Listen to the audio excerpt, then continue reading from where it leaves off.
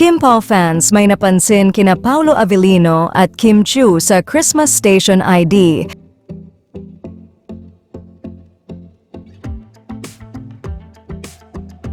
Hindi magkandahiyawan sa kilig kagabi at ngayon ang mga Kim Pao fans matapos ang release ng Christmas Station ID ng ABS-CBN.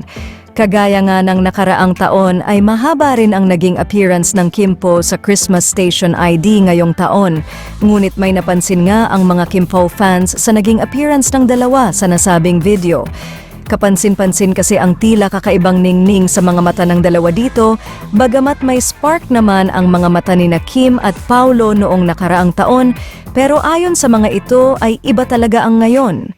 Ito nga ay marahil sa patuloy na namumuong magandang samahan sa pagitan ng dalawa.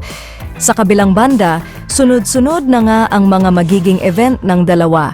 Una na nga dito ay ang Cabecera Festival ni Paolo Avellino sa Disyembre 5, pangalawa dito ang Sinadya Festival ng Kim Pao sa Disyembre 8 at ang ABS-CBN Christmas Special sa Disyembre 10. Hindi nga lamang ito dahil ayon sa mga malalapit na fans ng dalawa at sunod-sunod pa ang mga magiging event ng mga ito hanggang sa maipalabas ang kanilang movie na My Love Will Make You Disappear Next Year.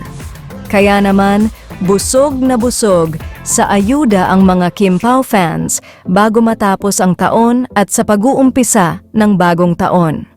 Samantala, hindi pa nga naglalabas ng behind-the-scenes snaps ang mga kasama ng Kim Pao sa kanilang naging shoot para sa Christmas Station ID, tangi ang dalawang larawan pa lamang ang ibinahagi ng mga ito.